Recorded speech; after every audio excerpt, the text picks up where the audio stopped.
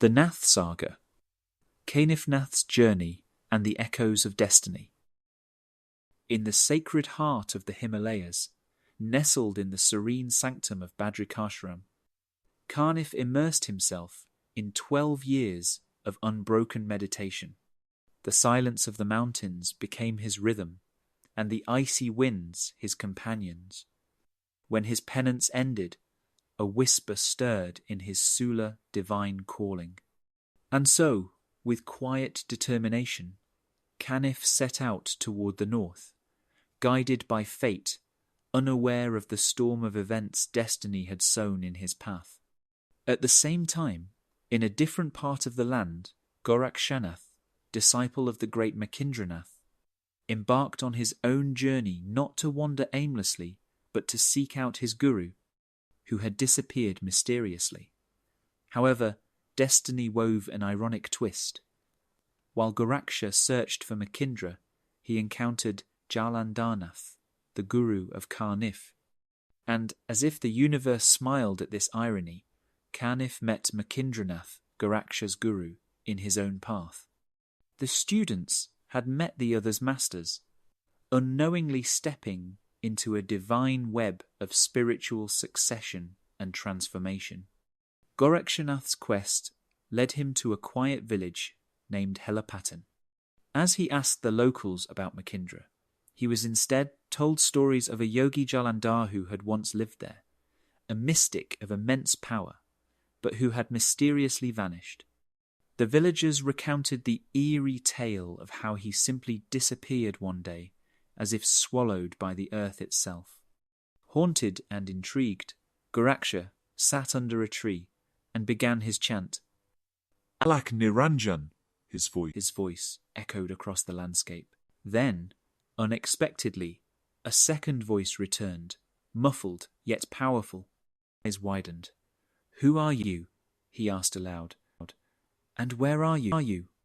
A deep voice replied from beneath the earth. "I am Jalandharnath. I lie beneath the surface." Stunned but resolute, Goraksha introduced himself. "I am Gorakshanath, disciple of Makindranath. But how do you lie beneath the ground?" Jalandhar told him the tale of his encounter with Mainavati, Queen Mother of the Kingdom, and her son, King Gopichand. A confrontation had led to betrayal and entrapment, leaving him buried alive. Alive he remained, in deep yogic trance. Goraksha, enraged, vowed vengeance. "I will burn that king to ashes," he declared. But the wise Jalandhar calmed him. "No, Goraksha, my disciple Kaanif will soon cross your path. Let him carry out what must be done. All of this is part of a greater design. It will bring glory to our Nath tradition. Even Gopichand will find redemption through this."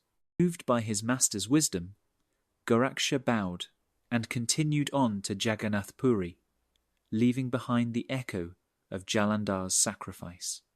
Meanwhile, Kaanifnath's pilgrimage took him through northern lands and toward the east.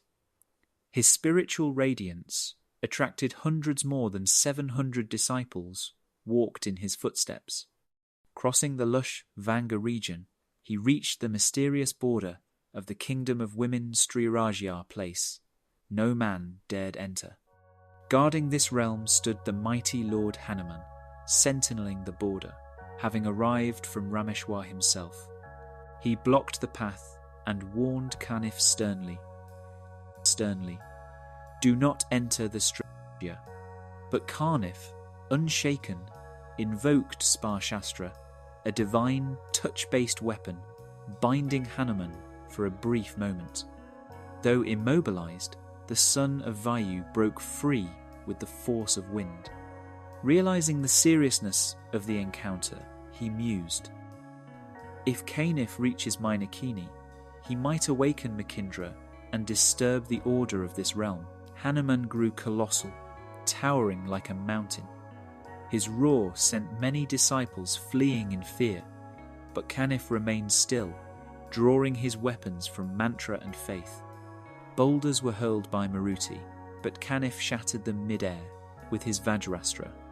In return, Hanuman punched through the Vajrastra, only to be met by a flurry of celestial weapons mantras of Kalika, Agni, Indra and Vayu, all combined into a storm of power.